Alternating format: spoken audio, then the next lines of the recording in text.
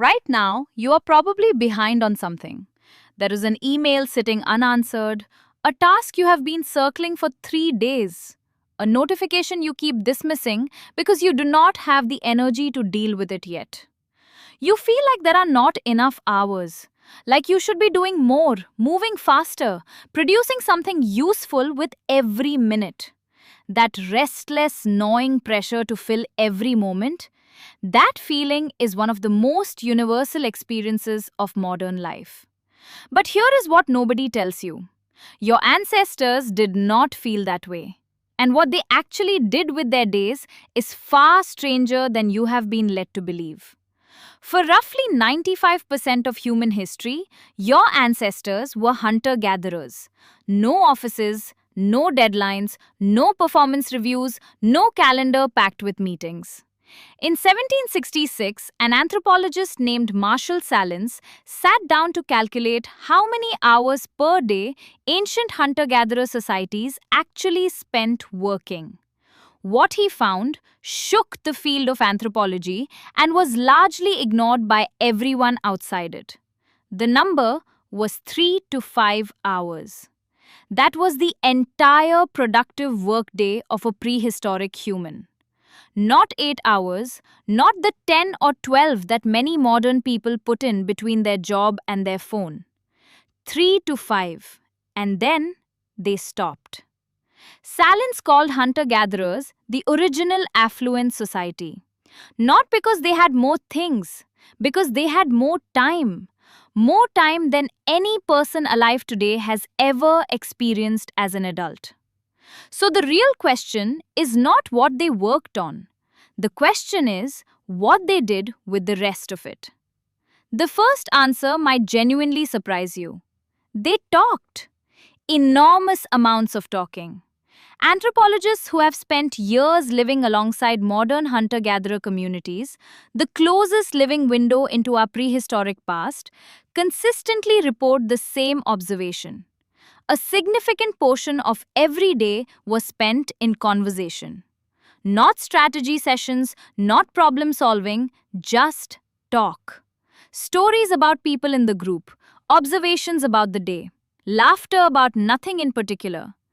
The kind of conversation that modern productivity culture would call a waste of time.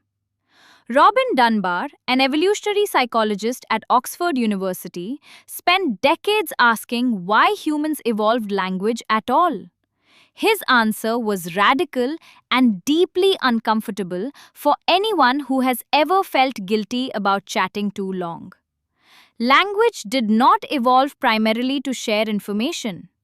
It evolved to replace physical grooming. In other primates, chimpanzees, baboons, individuals bond by touching each other, running fingers through fur, removing parasites. It regulates stress hormones, it signals safety, it builds trust at a biological level that goes deeper than words. But as human groups grew larger, you could not physically groom everyone you needed a relationship with. There was not enough time. So your ancestors evolved something that could do the same job at scale.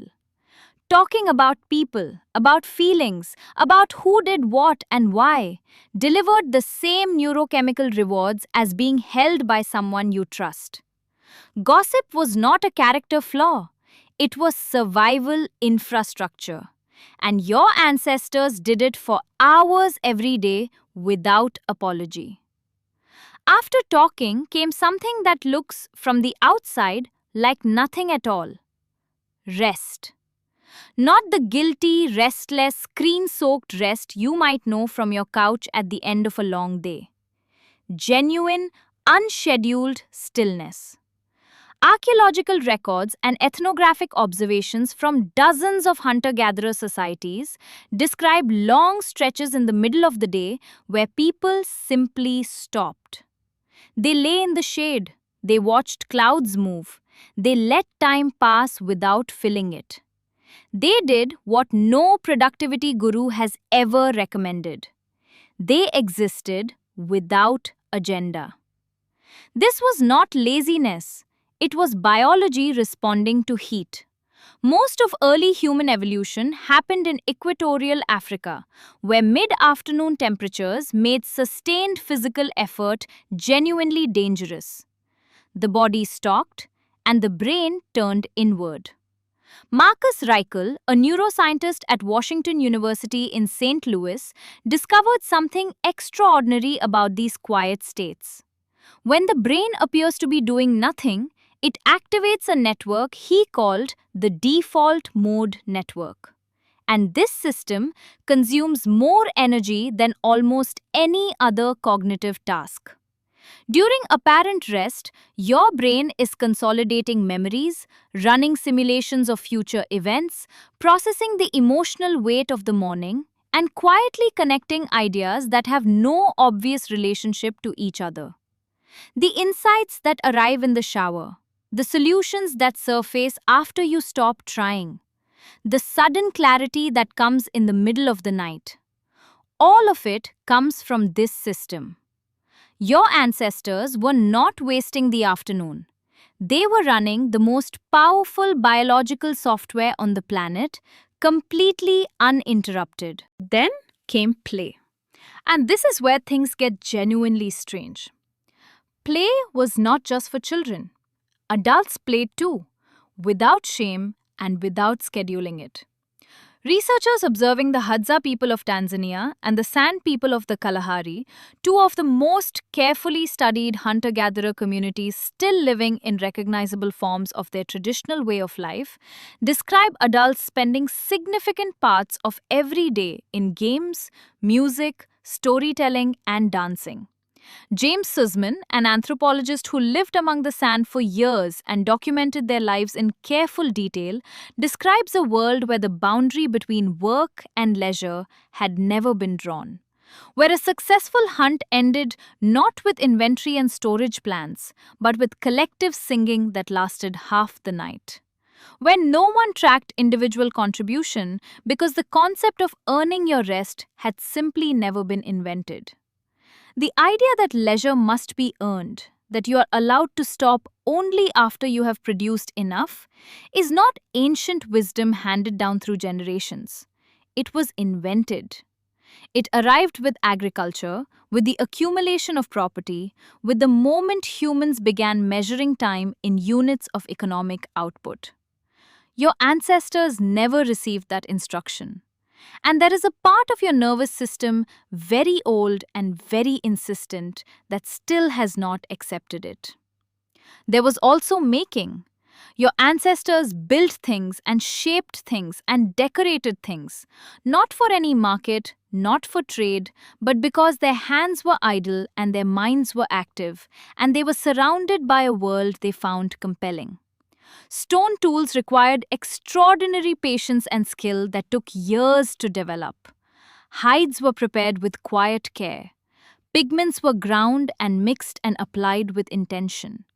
And on the walls of caves across Europe and Asia and Africa, human hands pressed ochre and charcoal into rock and left images. Horses running, bison turning, human hands in negative silhouette that have outlasted every empire, every monument, every structure built since. The paintings at Chauvet, discovered in southern France and estimated to be over 30,000 years old, are not scratched by desperate people clinging to survival. They are made by human beings with enough time and enough mental spaciousness to decide that beauty was worth creating. Whoever painted those horses was not behind on anything. Then there was fire. And this is where your day becomes genuinely unrecognizable. Richard Wrangham, a primatologist at Harvard University, has argued that cooking over fire did not just change what humans ate, it restructured time itself. Cooking required sitting still and waiting.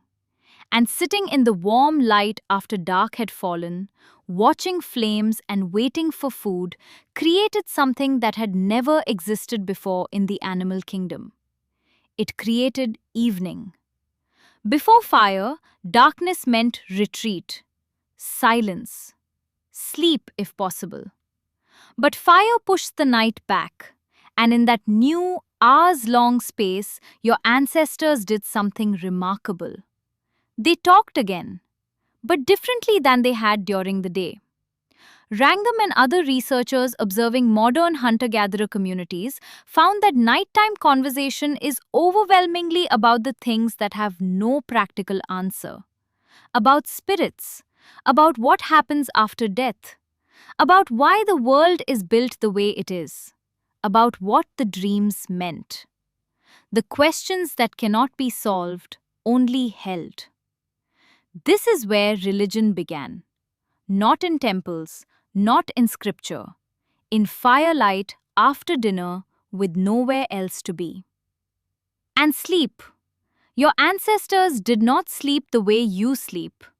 Jerome Siegel, a sleep researcher at UCLA, spent years monitoring the sleep patterns of hunter-gatherer communities in Tanzania, Namibia, and Bolivia with wrist-worn activity sensors. What he found contradicted nearly everything sleep science had assumed. These communities slept between 6 and 7.5 hours on average, less than the 8 hours modern medicine recommends. But they almost universally rested in the early afternoon. And they almost never reported insomnia. Not a single person lying awake at 3 in the morning rehearsing catastrophes that had not happened yet. Because the particular architecture of dread that modern humans inhabit, debt, comparison, the future experienced as a threat, the sense that you are always already behind, did not exist for them. Their nervous systems were calibrated for the present day, not the imagined future. Here is what a full day actually looked like. You woke near sunrise or just before it. You moved in the cool morning air, searching and observing. You ate when you found food or kept moving when you did not. By midday, you were resting, talking, lying still, doing nothing in particular with people you had known your entire life. In the late afternoon, the air cooled and you were active again, preparing food, working with your hands, watching the children, arguing and reconciling with the ease of people who had no choice but to reconcile. After the sun fell, you sat by fire. You told stories. You asked the questions that have no answers. You watched sparks rise and disappear into the dark above you. Then you slept well and woke and did it again. That was the whole day. And it was a full one. Right now, you are probably behind on something. You have more food security than any human ancestor could have imagined. More physical safety, more warmth, more medicine, more access to information than entire civilizations possessed. And yet the pressure, that low, constant hum of not enough, not fast enough, not done yet, follows you from the moment your eyes open to the moment your phone finally falls from your hand at night. Maybe that pressure is not a flaw in your character. Maybe it is not something you need to optimize or schedule your way out of. Maybe it is a signal from the oldest part of your nervous system, shaped across 300,000 years for a kind of day that no longer exists. A day built around fire and shade and long, unhurried conversation. Around making things with your hands and asking questions you cannot answer. Around rest that nobody gave you permission to take because permission was never required. Right now, you are probably behind on something. And somewhere very deep, a part of you already knows what your ancestors would have done instead.